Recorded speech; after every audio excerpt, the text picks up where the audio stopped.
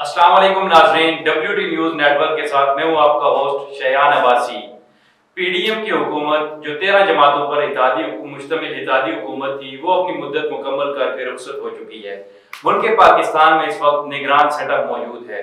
मेरे साथ मौजूद हैं सीनियर सहाफ़ी राना मोहम्मद तलाल साहब और फयाज साहब। इनसे जानेंगे कि क्या पीडीएम परफॉर्म कर पाई है या नहीं कर पाई, और महंगाई की सूरत हाल है, इस पर ये क्या कहना चाहेंगे। अस्सलाम वालेकुम सर। वालेकुम। पहला सवाल तलाल साहब आपसे है। पीडीएम की हुकूमत अपनी मुद्दत मुकम्मल कर चुकी है, तो आप मुतमईन हैं इसकी कारकर्दगी से, जिसके लिए ये आई थी, यानी कि रिफॉर्म्स करके हम इलेक्शन करवाएंगे, वो रिफॉर्म्स हुए हैं और मुल्क की मजमूई सूरत हाल क्या बेहतर हुई है?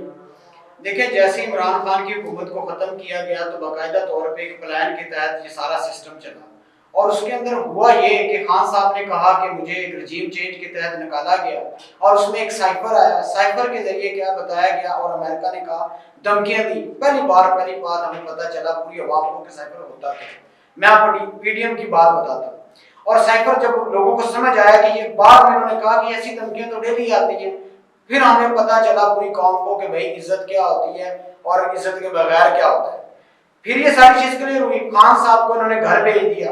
घर इसलिए भेजा, वहां पे इन्होंने कहा कि महंगाई मार्च के मुतालिक एक बात चलाई, तहरीक चलाई, और महंगाई मार्च इन्होंने पूरे मुल्क में शुरू की, और खान साहब ने किसी को नहीं रोका। इसमें पेट्रोल महंगा किया, आप देख सकते हैं, चीनी महंगी की, आप सब्जियां देख लें, आप किसी भी शॉप पे चले जाएं, किसी भी पॉइंट ऑफ से बात कर लें, कोई ऐसी चीज इन्होंने नहीं छोड़ी जिसके अंदर ना महंगी की हो। अब ये तमाम चीजें महंगी होती गई, वक्त बढ़ता गया, 1.5 साल गुजर गया, आखिर नतीजा क्या निकला आप देख सकते हैं। खाकान अब्बासी जाते जाते एक लफ्ज कह गए, और वो पूरे मुल्क ने देखा। उन्होंने कहा कि शुक्र है हमसे जान छूटी। उन्होंने क्या बोला? उन्होंने कहा कि शुक्र है हमसे जान छूटी। तो इससे बात से ये भी अंदाजा लगा सकते हैं, खाकान अब्बासी जो है पीएमएल नून के सीनियर सियासतदान है, और आपके पास एक्स प्राइम मिनिस्टर भी गुजरे हैं। अगर वो ये बात कर रहे हैं तो एक आम आदमी का बेड़ा गर्क हुआ पड़ा है, तो आप कैसे कह सकते हैं कि पीडीएम ने अच्छा काम किया है? कोई ऐसी चीज बता दें जिससे हमें फायदा हुआ, और फायदा एक गरीब आदमी को हुआ। आप पिछले दिनों में देख सकते हैं इसी पीडीएम ने क्या काम किया।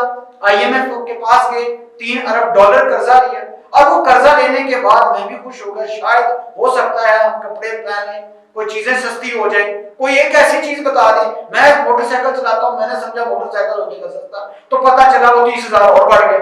तो भाई कौन सा ऐसा काम किया? अब ये सवाल मेरा आखिरी यही है कि वो 3 अरब रुपया गया कहां पे? ये सारे के सारे खा गए लुटेरे। और इन 13 पार्टियों ने मिलकर जिस तरीके से बेड़ा गर्क किया है, और जिस तरीके से इन्होंने एक चटनी बनाई है, और चटनी पूरा मुल्क बना है, उसके अवाम बने हैं, उसके बच्चे बने हैं, पेरेंट्स बने हैं, और पूरे खानदान ये कहां पे हैं? सब के सब लुटेरे लूट के सब गायब है, और सब बैठ के कहां फैसले कर रहे हैं? लंदन के अंदर कर रहे हैं। पहले हम सोचते थे ऐसा नहीं हो सकता कि अमेरिका धमकी दे। अमेरिका ने क्या काम किया? आपके थानों में जाके विजिट कर रहे हैं। दूसरी बात, ग्वादर पे जाके चाइना को बताया कि बंद करो ये सिस्टम। भाई ये सारा पीडीएम का तो है, और किसका है? लगा दे खान साहब को, खान साहब तो जेल में है। तो ये सारी मैं आपसे पूछना चाहूंगा कि आप राना तलाल साहब की इस बात से इत्तेफाक करते हैं कि ये सारा कसूर सिर्फ पीडीएम का ही है या 3.5? अच्छा, सबसे पहले मैं राना साहब के लिए एक सवाल जो है ना वो छोटा सा छोड़ता हूँ। राना साहब अभी कह रहे थे, बार बार एक लफ्ज यूज कर रहे थे, 13 पार्टियों की गवर्नमेंट। तो क्या जो पीटीआई की गवर्नमेंट थी वो अकेली थी? पीटीआई में जीडीए का जो इत्तेहाद था 7 जमातों में थी, बाप पार्टी 4 जमातों पर मुश्तमिल है, ठीक है। इस हिसाब से सिर्फ 10 जमातें सिर्फ वो बन गई हैं। फिर उसके बाद आपके पास एमक्यूएम है, ठीक है। आपको जो सपोर्ट किया था जमात इस्लामी ने भी किया था, 12 पीटीआई को 13 हो गई। आपको मुस्लिम लीग का 14 जमाती था, तो ये भी था। अब जो ये बार बार सबसे पहले एक नारा लगाते हैं ना, 13 जमातें, तो भाईजान पहले खुदारा अपने पैरबान में जाके ये 13 अगर इनकी है तो आपकी 14-15 निकल आती हैं। पहली बात तो आपको ये समझनी पड़ी। उन्होंने अपनी गवर्नमेंट में बैठ के बोला था कि पेट्रोल 308 रुपए लीटर होगा, ठीक है। तो उस टाइम उन्होंने पेट्रोल को जो है ना 140-150 रुपए कट मारा था। वो जो कट आपने मारा था ना उस टाइम आपके पास बैकअप प्लान नहीं था। वो बैकअप प्लान ना होने की वजह से आपकी तमाम मैशियत का जो है ना वो सत्यानाश कर दिया। आगे एक बात कर रहे थे कि शायद हकान अब्बासी साहब के हवाले से उन्होंने कहा था। तो मेरे ख्याल में शायद हकान अब्बासी साहब ने बिल्कुल ठीक बात की थी। उन्होंने ये नहीं कहा था कि मुझसे या पीडीएम से या किसी और से, उन्होंने उस असेंबली की बात की थी। ये मुल्की तरीके की वाहिद असेंबली है जिसके दौर में पाकिस्तान ने आगे ग्रोथ करने के बदले पीछे की तरफ गई है। बाकी आज दिन तक अगर किसी भी जमहूरी गवर्नमेंट में कभी भी ऐसा नहीं हुआ कि हमारा मुल्क रिवर्स गियर पर गया हो, तो इस असेंबली के दौर में खान साहब के पहले 3.5 साल में बहुत ज्यादा पीछे के डिफॉल्ट की बातें शुरू हो गई। फिर ओपनली जब पीडीएम की गवर्नमेंट आई तब तो इन्होंने पब्लिकली ये बात करना शुरू कर दी पाकिस्तान 3 महीने भी सरवाइव नहीं करेगा। ये इनके आप मेरे हाल में जिस तरह पीडीएम की गवर्नमेंट आई थी तो 12वां दिन था कि 16वां दिन था, हमाद अजहर का पहला बयान था कि ये गवर्नमेंट 3 महीने भी पाकिस्तान को स्टेबल नहीं कर सकती। उनको पता था, उन्होंने अंदर खाना क्या कुछ कर चुके हैं। उसके बाद पाकिस्तान के पास सर्वाइवल, उसको 16 महीने चलाना और डिफॉल्ट से निकाल कर लेकर जाना, ये मैं समझता हूँ पीडीएम की बहुत बड़ी, अगर आप एक टेक्निकल बेस पर देखें, ये पीडीएम की बहुत बड़ी जो है ना कामयाबी है।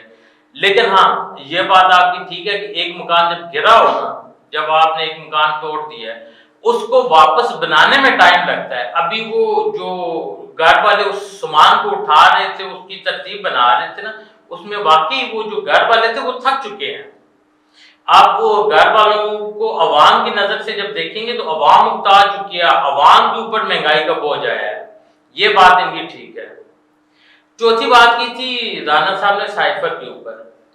तो राना साहब साइफर के ऊपर अमेरिका ने अभी तक इस चीज को एक्सेप्ट नहीं किया कि ये हमने किया है। और साइफर हमारे भी जो असद मजीद साहब थे उन्होंने बोला था मैंने लिखा है, ठीक है। तो इससे पहले अगर आप देखें मियां साहब की जो 93 की गवर्नमेंट गिराई गई थी उसको तो उन्होंने ऑफिशियली जो है ना एक्सेप्ट किया है 20 साल बाद 2013 में जो अमेरिका ने अपने पेपर नशर किए थे कि वो गवर्नमेंट हमने गिराई है। नवाज शरीफ उस दौर में जो है ना 1 बेल्ट 1 रोड जो है ना वो शुरू कर रहा था, जो आपकी ये मिडिल ईस्ट तरफ जो है ना अजरबैजान और इन मुल्कों को टच हो रही थी, जिसकी जदीद शक्ल आप सी पैक की शक्ल में लेकर आ सकते हैं। राना साहब सूरत-ए-हाल का जिम्मेदार तो आप पीडीएम को ठहरा रहे हैं मुकम्मल तौर पर, तो आप क्या समझते हैं कि एक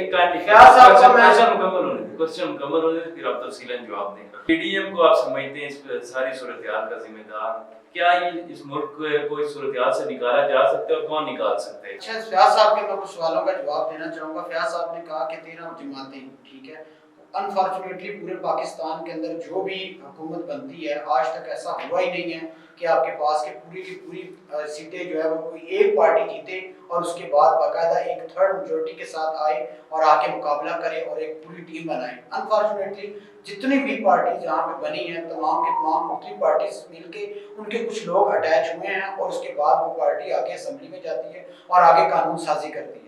अब देखें यहाँ पे पीडीएम क्या है, पीडीएम के अंदर 13 जमातें आई। मैं बार बार कह रहा हूँ इन 13 जमातों का मफाद एक नहीं था, क्योंकि 13 जमातों ये थी, 13 जमातों के जितने भी लोग थे सबके अपने अपने मफादात थे। और वक्त के साथ साथ आपने ये भी देखा कि उन लोगों ने मुख्तलिफ नजरिए थे और मुख्तलिफ जहन थे और उन तमाम जहनों के अंदर ये था और वो अपने हिसाब से अपना अपना फायदा उठाते गए और साइड पे होते गए। और एक चीज दूसरी बात, आप पेट्रोल की बात, मैं अभी बात बताता हूं, क्या आपके और एमक्यूएम के नजरियात भी सेम थे? क्या आपके और काफ लीग के नजरियात भी सेम थे?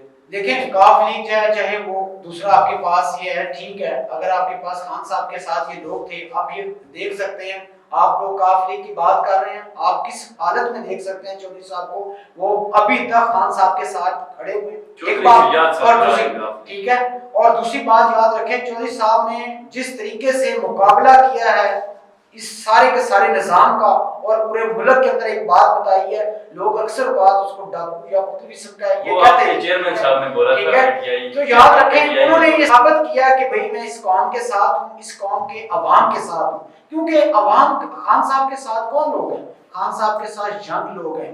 याद रखिएगा यूथ साथ है, अगर यूथ ही इस अवाम को आगे लेके जाएगी, इन लोगों को लीड करेगी। आप दूसरी साइड पर बात कर रहे हैं एमक्यूएम तो एमक्यूएम तो अभी आप पीडीएम के साथ थी।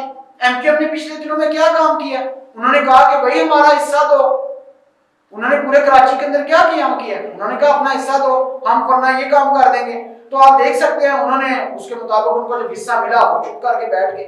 तो ये सारी की सारी जो है ये आपके पास जो है चूरन बेचने वाले जो है कुछ मिलाने पड़ते हैं, क्योंकि अनफॉर्चुनेटली हमारा सिस्टम ऐसा ही है और उसका नुकसान सबको होता है। लेकिन मसला ये है कि अब व्यास साहब ने कहा साइफर की बात की, और साइफर के अंदर देखें यहाँ पे धमकियां ये कह रहे हैं कि आप फयाज साहब ने ये भी कहा कि 90 के अंदर नवाज शरीफ की हुकूमत को खत्म किया, अमेरिका ने माना। तो भाई देखें, आप समझें कौन सा ऐसा मुल्क है जो कि आके पूरी दुनिया के अंदर पब्लिकली बोले कि भाई हम पाकिस्तान को कहते हैं कि इसके वजीर आज़म को हटा दे? कोई नहीं बोलेगा, कोई ऐसा मुल्क है ही नहीं है कि बताए। और उसका टाइम गुजरता है, फिर पता चलता है कि भाई ये चीज हो गई है। और महंगाई का सूरत सारा, इन सब का मुद्दा जो है एक चीज है, वो है अवाम। और अवाम को सवाल ये पैदा होता है इस मौजूदा हालात के अंदर कौन लेके चलेगा? क्या आया कि ये एस्टेब्लिशमेंट ही सारा काम करेगी? क्या एस्टेब्लिशमेंट इसी तरीके से लोगों को इस्तेमाल करती रहेगी? ये कौन कहता है? ये कोई इमरान खान नहीं कहता, इसको गलत बयान किया गया है, ये सारी पीडीएम कहती है। और आप देख लीजिएगा आने वाले टाइम के अंदर अगर नवाज शरीफ आता है, मेरी बात लिख दे, अगर नवाज शरीफ आता है पाकिस्तान में 21 अक्टूबर को और नवाज शरीफ को कहा गया कि भाई जेल में जाए, तो यही लोग होंगे, यही सारे के सारे पूरे के पूरे मुल्क के अदालती निजाम को चैलेंज ना करें तो मुझे पकड़ लेंगे। फयाज साहब, मेरा सवाल आपसे 21 अक्टूबर को नवाज शरीफ की वापसी है। क्या नवाज शरीफ ने 2 दिन पहले बयान दिया कि वो एहतसाब करना चाह रहे हैं जिन लोगों ने साजिश की उनके खिलाफ, उनकी हुकूमत को चलता किया, तो क्या वो एहतसाब कर पाएंगे या वो अगर उन्हें इक़्तिदार उनकी पार्टी को मिलता है वो रिफॉर्म्स की तरफ जाएंगे, जो कंडीशन है इकोनॉमिकल उसको बेहतर करने की कोशिश? नवाज शरीफ 2013 में एक अच्छी कंडीशन पर वापस आए थे, लेकिन उसके बावजूद वो मुशर्रफ का एहतसाब नहीं कर सके। मुशर्रफ को जब उन्होंने जिस दिन चार्ट लगाने थे उस दिन मुशर्रफ साहब उधर से अदालत के लिए निकले थे और रास्ते से जो है ना वो बैरून मुल्क पहले नहीं गए थे, हॉस्पिटल में दाखिल हो गए थे, वहाँ से बैरून मुल्क चले गए थे। ठीक है, ये तो इस मुल्क की बदकिस्मती है। यहाँ पर चाहे वो सिविलियन लोग गद्दारी करें, फौजी आइन के साथ खिलवाड़ करें, या कोई भी कोई जज आइन के साथ खिलवाड़ करें, यहाँ पर सबके पास पावर है, उन लोगों को कुछ भी नहीं होता। यहाँ पर कानून सिर्फ मेरे, आप, दलाल भाई या किसी आम पब्लिक के लिए। एक बात। दूसरी बात, अभी दलाल भाई ने बात की थी कि 13 जमातें, इन्होंने दोबारा एक 13 जमातों का नाम दिया था, तो मैं इनकी याद दहानी के लिए कहता हूँ कि अगर ये 13 जमातें थी तो भाईजान आपकी पीटीआई की जो गवर्नमेंट थी वो 16 जमातों पर मुश्तमिल थी। तो आप पीटीआई ना कहा करें, फिर 16 जमाती इत्तेहाद क्या दिए करें, वो ज़्यादा अच्छा होगा। उसके बाद इन्होंने कहा था जी आज दिन तक पाकिस्तान में कोई ऐसी गवर्नमेंट नहीं आई जो 2 तारीख सीटें से हो। तो मैं इनकी इतला के लिए ये भी बता दूं 97 में जो है ना नवाज शरीफ साहब 2 तारीख से है। ठीक है, ये भी मेरे ख्याल में इनके लिए थोड़ा सा शायद इंफॉर्मेटिव हो। उसके बाद इन्होंने कहा जी तमाम तर जिम्मेदारियों में पीडीएम शामिल है, इसमें कोई शक नहीं है। पीडीएम को जो सोच कर लाया गया था वो सब परफॉर्म नहीं कर सकी, लेकिन उसकी 2 बुनियादी वजूहत थी। एक तो ये था कि पीडीएम की गवर्नमेंट जैसी आई, सियासी तौर पर हम लोगों ने जितना भी हो सका, ठीक है, उनको कराने की कोशिश की। अगर वो आईएमएफ के साथ मुआहदे करने की कोशिश कर रहे थे तो ये तो ऑफिशियली आपके जो उस टाइम वज़ीर ख़ज़ाना थे पंजाब की और केपीके के, उन्होंने आईएमएफ को लेटर लिखा था कि हम इस लोन में जो है ना पार्टिसिपेट नहीं कर सकते। तो इससे बढ़कर आप मुल्क की और क्या गद्दारी समझेंगे? जो बंदा अपने लिए या अपने लीडर के लिए इस हद तक जा सकता है कि अगर हम नहीं है तो पाकिस्तान जिधर मर्जी आ जाए, तो मेरे ख्याल में इससे बड़ी तो गद्दारी हो रही है कि वहाँ पर अपने पीडीएम गवर्नमेंटों को आप जैसा भी कहें, कम अज कम उन्होंने मुश्किल टाइम पर आकर अपनी सियासत की कुर्बानी दी। आप क्या समझते हैं ये जो सियासतदान थे ये इतने ही जाहिल थे? इनको ये नहीं पता था कि इन हालात में अगर आकर हम गवर्नमेंट संभालते हैं जो खान सब जमीन के साथ लग चुके थे। अच्छा, इसमें कोई शक नहीं है सर, पीडीएम की गवर्नमेंट जो है ना, ये जितनी भी जमातें थी 13 थी 50 जो भी, फिर इन्होंने क्योंकि 13 जमातें बाहर पर लेकर आना है, तो वैसे ये 13 जमातें नहीं, ये भी 14 बन जाती हैं। जो पीपल्स पार्टी थी वो पीडीएम का हिस्सा नहीं, ठीक है, और जो पीटीआई की गवर्नमेंट थी वो 16 जमाती था। अगर आप उसको जमातों के हिसाब से देखेंगे तो वो 16 जमातें बन जाएंगी, क्योंकि उसमें जमशेद दस्ती साहब की इस्तिकलाल समथिंग नाम था, अवामी राज पार्टी था, इधर से इनका था, क्या नाम है, बड़ा जबरदस्त नाम है ये, वो जो चपरासी भी जिनको नहीं रखना था नाम शेख साहब की भी जमात थी। ठीक है, तो अगर आप उन जमातों को, शहजान भुट्टी साहब वन पार्टी मेंबर थे, इसी तरह अख्तर महंगल साहब थे, जो आपकी काफ लीग थी, जो बाद में इनके साथ आ गई थी वफाक में, ठीक है, सूबे में उनके साथ थी, वफाक में इनके साथ आ गई थी। तो इसी तरह अगर आप देख ले 6 जमातें तो वो बन जाती हैं सीधी सीधी, जो उनको छोड़कर इनके साथ आएंगी 6-7 जमातें। ठीक है, बात चले ये एक अलग बहस जो है ना किसी टाइम करेंगे कि यार ये अगर 13 पार्टी तादिस को कहेंगे, ये 13 जमातों की गवर्नमेंट कहेंगे, तो पीटीआई को कितनी जमातों की गवर्नमेंट कहना चाहिए? फयाज साहब, मैं आपकी तमाम बातों का जवाब देता हूँ। शहजान अब्बासी साहब, पहले तो सर ने कहा कि फयाज साहब ने कहा कि भाई यहाँ पे इमरान नवाज शरीफ का एहतसाब नहीं होना चाहिए। नहीं, नवाज, मेरा सवाल ये था कि क्या नवाज शरीफ जिन 5 किरदारों का नाम ले रहे उनका एहतसाब कर मैं आपको बताता हूँ। दूसरी बात है, फयाज साहब ने एक बात की कि यहाँ पे 90 की उसमें आपके पास 90 की दहाई में नवाज शरीफ साहब जो है उसकी 2/3 से मेजॉरिटी थी। देखें, वहां पे 2/3 से मेजॉरिटी थी, तो उसी टाइम के अंदर तो ये सारा काम हुआ, उसी टाइम के अंदर तो इस मुल्क के अंदर वारदात डली। और वो वारदात क्या डली, मैं आपको बताता हूँ उस वारदात के अंदर क्या हुआ। जितना पाकिस्तान के अंदर से जितना भी डॉलर था सारा कहां पहुंचाया गया? लंदन, जहां पे आज ये बैठे हुए हैं, क्योंकि 2 दहाई हुकूमत से थी, इनके पास फुल कंट्रोल था। और जिस तरीके से इन्होंने मुल्क को लूटा, और लूट के इतना पैसा जिसकी इंतहा कोई नहीं है, उस सारे का सारा लेके लंदन, जहां पे बैठ के इनकी औलादें खा रही हैं। यकीन मानिएगा, आपका एक्सपीरियंस, आपकी एज से ज्यादा इसके बच्चे, जो छोटे बच्चे हैं ना, उससे पता नहीं कितने कितने करोड़ों अरबों रुपए इनके अकाउंट में पड़े हैं। और दूसरी बात, ये सारी चीज तो मौजूद है, और उसका एहतसाब करने के लिए खान साहब ने इनके ऊपर केस किया, और वो जब प्रूफ हो गया, जब उनको सर्टिफाइड चोर क्लियर कर दिया, वो जब जेल में चले गए, और जेल के अंदर जो बीमारी का बहाना बनाया गया और पूरे मुल्क के अंदर ये चीज चलाई गई, तो खान साहब ने इस पे तरस खा के इनको भेजा। और उस वक्त दूसरी बात फयाज साहब ने कही कि इन 13 पार्टियों ने आके मुल्क को बचाया, क्योंकि खान साहब ने मुल्क का बेड़ा गर्क कर दिया था। ठीक है, अब देखें, बेड़ा गर्क कर दिया था खान साहब ने, क्यों? क्योंकि खान साहब पेट्रोल 150 दे रहे थे, चीनी 90 रुपए चल रही थी। ठीक है, आम बंदे की जिंदगी खुश थी, लेकिन मसला किसके लिए था? ये इनके लिए था। अगले दिन शहबाज शरीफ जेल में जाने वाला था, फर्द जुर्म ऐद होने वाली थी, और उसको अगले दिन वजीर आज़म बना दिया। कौन कहता है कि भाई ये 13 पार्टियों ने फायदा किया है? ठीक है, समझ लेते हैं इन्होंने फायदा क्या किया। नैब क्यों चेंज किया? खान अब्बासी साहब तो कहते हैं कि नैब खत्म ही कर दो। अदालतें ये कुछ दिनों में अगर इनके सर पे पड़े, यकीन माने ये कहेंगे अदालतें खत्म कर दो।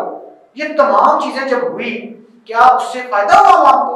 इन्हीं असेंबली ने 13 पार्टियों ने मिलकर एक दिन के अंदर 30 कानून बनाए। कोई पूछने वाला है? कोई बहस करने वाला था? कोई 13 पार्टियां बैठती हैं, जब कानून बनता है उस पर बहस होती है, प्रॉपर चीज चलती है। किसने बहस की? कोई बहस नहीं की। उसका फायदा किसको हुआ? तमाम के तमाम केस माफ कर दिए। मकसूद चपरासी मार दिया, करोड़ों अरबों रुपया उसने बताया, किसका जिम्मेदार कौन था? आप देख सकते हैं ना, ये तमाम चीजें की हैं। तो ये सारी चीजें होने के बावजूद क्या आया कि इन लोगों ने ये सारी चीजें अपने कानून सारे माफ किए। माफ करने के बाद क्या फयाज साहब आपने ये भी कहा कि इससे अवाम को भी फायदा हुआ, और दूसरे देख सकते हैं कि इन्होंने पूरे मुल्क को बचाया। और भाई मुल्क को क्या खास बचाना है? गरीब बंदा तो आज भी महंगाई में पिस रहा है। 60 रुपए 90 रुपए 150 रुपए पेट्रोल जो है वो आप कहां पहुंचाए? क्या हमें फायदा हुआ? तो भाई मुल्क को कोई ऐसी जगह बताएं जिससे आम बंदे को फायदा हुआ हो, और हम ये समझे कि वाकई फायदा हुआ है और मुल्क को डिफॉल्ट से बचा दिया। भाई मुल्क कौन सा डिफॉल्ट बचा है? मुझे तो पेट्रोल चाहिए, हर बंदे को बिजली का बिल सस्ता चाहिए। उसको भाई टमाटर कितने रुपए किलो? तो 40-50 रुपए किलो टमाटर था, 90 रुपए मिल रहा। भाई कार लो, कौन सी चीज बचाइए? मुल्क को डिफॉल्ट से बचाया। कोई एक बंदा समझा दे भाई, हम अकल वाले रहे। सादिक सिंह ईरानी साहब को जब बनाया गया था, ठीक है, उस टाइम कितना पैसा चला था, ये लोग आपको सोच सकते हैं कि पैसा या पैसे की गेम किसने की थी। आज दिन तक आप पीडीएम में मार्क्स और पीपल्स पार्टी के किसी और एक जमात को बता दें जिसको अनऑफिशियली या बिल्कुल जो है ना अंधा वो मिल गया हो, बेनिफिट मिल गया हो, जहाँ पर पैसा नहीं चला या जिनकी तरफ से जो है ना आपको बेनिफिट मिल रहा है, वो लोग तो हमेशा अपनी सीटें भी हारते रहे हैं। वो सीटें जो सामने नजर आ रहा होता है कि ये जीत जाएंगे, वो सीटें भी मुस्लिम लीग नून और जेयूपी कई दफा आ चुकी है। ये सिर्फ जेयूआई, ठीक है, तो ये सिर्फ पाकिस्तान में अनहोनी सिर्फ दो जमातों के लिए ये अब तक हुई है। एक पाकिस्तान तहरीक इंसाफ है और एक पाकिस्तान पीपल्स पार्टी है, जिनका ये कहते हैं कि पैसा चला है। जब पैसा चला है तो वो फिर माशाल्लाह यही दो जमातें हैं जो पैसा चला रही थी। एक बात। दूसरी इन्होंने बात की थी कि गरीब आदमी को पेट्रोल सस्ता चाहिए, बिल्कुल इनकी बात बेजा है। लेकिन शयान भी मुझे एक छोटे से सवाल मैं आपसे करना चाहता हूँ, मुझे उसका जवाब दीजिएगा।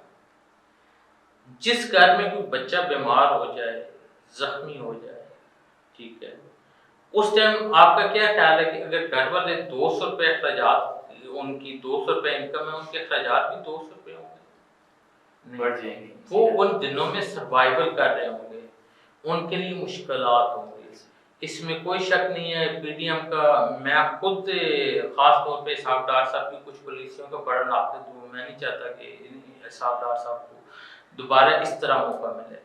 वो बेशक ग्राउंड रियलिटी में बहुत अच्छे जो है ना वज़ीर ख़जाना होंगे, सब कुछ हो, ठीक है, लेकिन उनसे मैं कई दर्जे बेहतर जो है ना मुफ्ता इस्माइल को समझता हूँ, जो ओपन मार्केट को जो है ना वो चैलेंज नहीं करता था, ठीक है, वो मार्केट के हिसाब से मार्केट के बो में जो है ना चाहता था। लेकिन इन सारी बातों को हम किसी और डिबेट में करते हैं, क्योंकि मुझे लगता है कि शायद तलाल भाई का भी इस तरफ ज़हन नहीं होगा, वो भी कल फिक्र के साथ आ जाएं, मईशत के ऊपर भी बात करेंगे। लेकिन मुझे सवाल का सबसे पहले मेरे जो तलाल भाई का एक सवाल था कि मुझे पेट्रोल सस्ता चाहिए, मुझे बिजली सस्ती चाहिए, तो मेरा इनके लिए यही जवाब है, जब कोई घर में ज़ख्मी हो जाता है ना, जब कोई घर टूट जाता है, तो उसको जब आप बना रहे होते हैं ना, तो आप बिल्कुल माशी मुश्किलात में सर्वाइव कर रहे होते हैं। तो खान साहब आपको उस नीच पर लेकर गए थे, तो जिससे आप सर्वाइवल के चक्कर में जो है ना अभी आपको तकरीबन 1.5 से 2 साल मजीद आपने इसी तरह बर्दाश्त करना। मुझे सिर्फ इतनी बात बता दें, आपने कहा कि भाई ये जो चीज़ चल रही है कि जो घर नया बन रहा हो तो उसमें कैसे हो सकता है, तो आप सिर्फ ये बता दें कि जो पहले जो इतने साल जिन्होंने हुकूमतें की हैं 2 बार, वो घर बना रहे थे या तोड़ रहे थे या इनकी जड़ें खत्म कर रहे थे? अच्छा, मैं आपको एक छोटी सी बात बताता हूँ। आपने सबसे पहले 93 में जब पाकिस्तान बन रहा था ना, तो पाकिस्तान को एशियन टाइगर कहा जाता था। पाकिस्तान में 90 से लेकर 92, 93 तक सबसे तेज तरक्की की, ये 60 की दहाई में की है वो। उसके बाद आपके पास दूसरी गवर्नमेंट आती है 97 से 99 तक। उस दौर में पाकिस्तान जो है वो अपनी 40वीं पोजीशन से तकरीबन 34वें नंबर पर आ गया था। दुनिया के जो 34 तरक्की याफ्ता ममालिक थे या तरक्की याफ्ता मईशत थी, उसमें बेहतरी के रैंकिंग पे आ चुका था। जब 2013 में दोबारा गवर्नमेंट बनी, हम उस टाइम 38 नंबर पर थे और उसको हम 28 पर लेकर आए थे। मईशत के हवाले से हमारे फिक्र इतने अच्छे थे माशाल्लाह। ये जिस दौर की बात कर रहे हैं वो दौर हमें वापस 28 से 40 नंबर पर लेकर गया है। अगर वो घर बन रहा होता ना, तो वो 28 से 40 नंबर पर हम कभी भी नहीं जाते। तो हम वो उसी चीज़ का बेनिफिट उठाकर आपको अब इंडियन के ही तजियाकार आप उनके तजिए सुने, उन्होंने तो ओपनली आप बोल दिया कि यार हमें सबसे ज़्यादा बेनिफिट तो खान साहब देकर गए हैं। खान साहब बजाते खुद जो है वो गलत नहीं है, लेकिन खान साहब नाअहल है, उन्हें समझ ही नहीं है कि मैंने करना क्या है, कैसे करना है। बहुत शुक्रिया फैज साहब, राना तलाल साहब। अब तक के लिए इतना ही। अपने मेज़बान शयान अब्बासी को दीजिए इजाज़त। अल्लाह हाफ़िज़। अल्लाह।